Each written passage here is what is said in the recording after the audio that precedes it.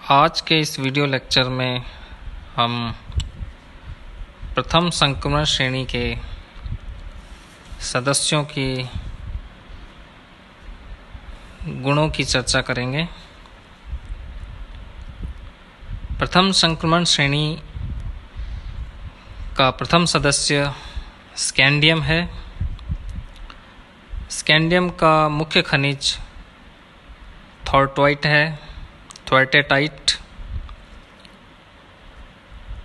Scandium आयनिक यौगिकों में +3 ऑक्सीकरण अवस्था प्रदर्शित करता है।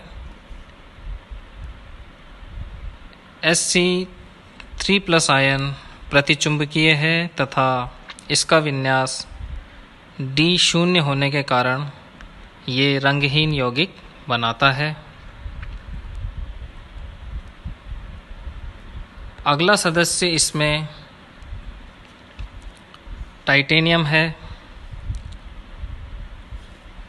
टाइटेनियम ऑक्सी यौगिकों के रूप में पृथ्वी पर पाया जाता है। इसके मुख्य खनिज एल्यूमिनाइट तथा टाइटेनियम ऑक्साइड हैं। टाइटेनियम संक्षारण के प्रति प्रतिरोधी होता है।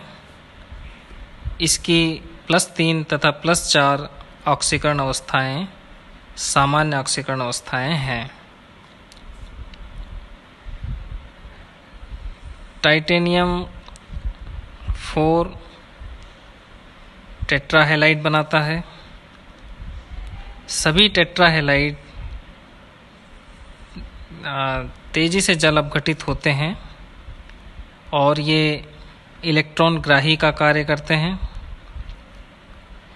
ये यौगिक रंगहीन होते हैं क्योंकि इस अवस्था में D कक्षक रिक्त होती है, जिससे कि D इलेक्ट्रॉन स्थानांतरण नहीं हो पाता है।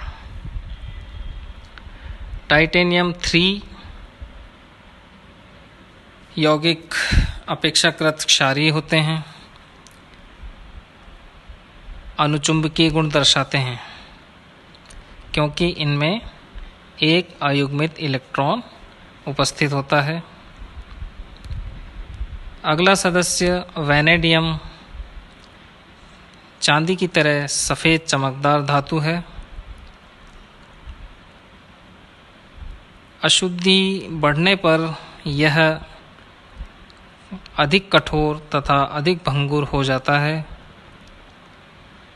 यह बहुत सी अधातुओं से अभिक्रिया कर अंतराकाशी तथा नॉन स्टोइकोमेट्रिक यौगिक बनाता है, जिनकी सुचालकता उच्च होती है।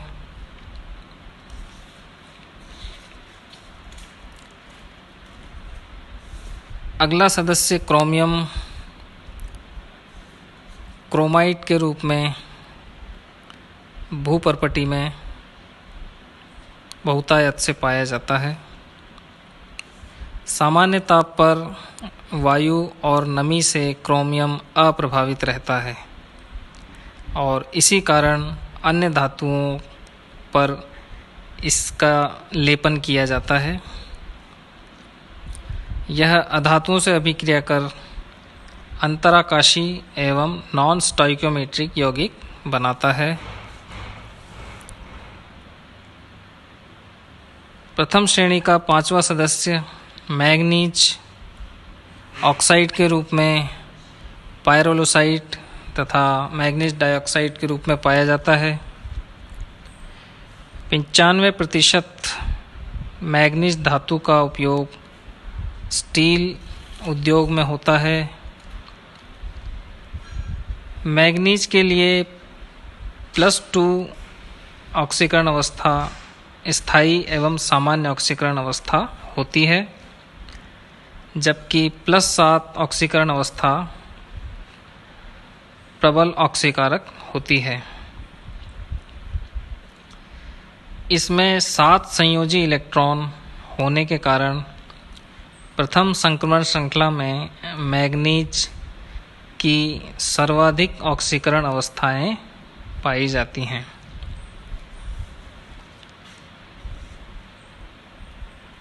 इसमें भी अंतराकाशी यौगिक बनाने की प्रवृत्ति होती है।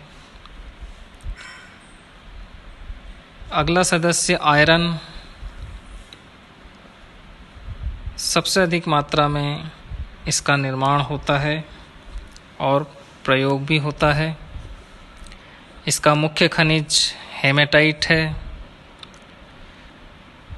शुद्ध आयरन नरम होता है। यह चुंबकीय क्षेत्र से अत्यधिक प्रभावित होता है और इसीलिए इस आधार पर इस प्रकार की धातुओं को लोह चुंबकीय कहते हैं।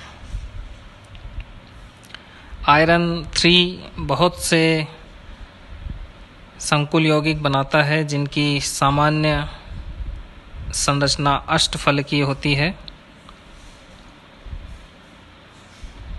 आयरन का मोर लवण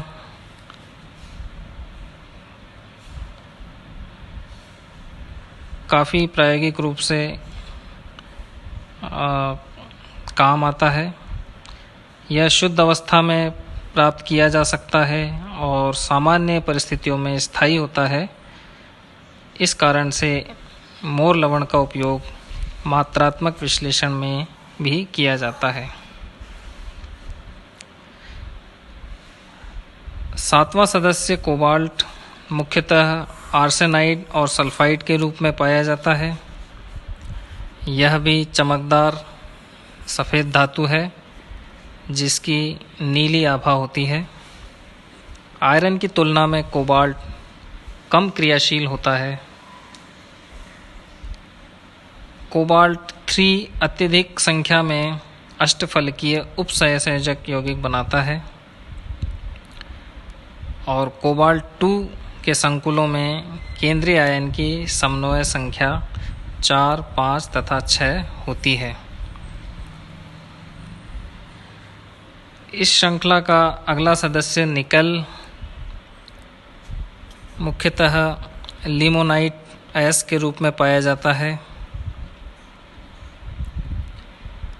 यह अपेक्षाकृत कम क्रियाशील होता है और प्रथम संक्रमण श्रृंखला में इसका रसायन आसान होता है।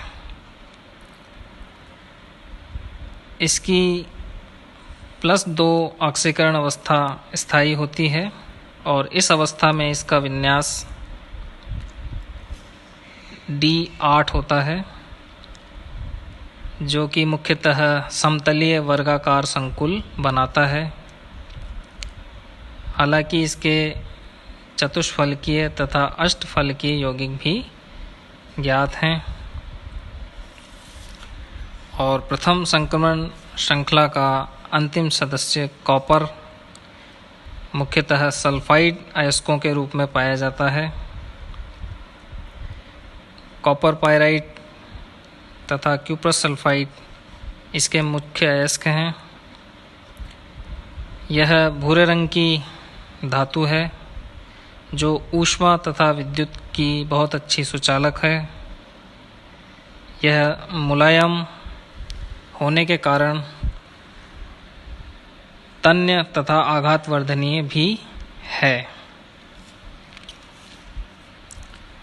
जली विलयन में कॉपर +2 ऑक्सीकरण अवस्था प्रदर्शित करती है तथा एक अयुग्मित इलेक्ट्रॉन के साथ इसके यौगिक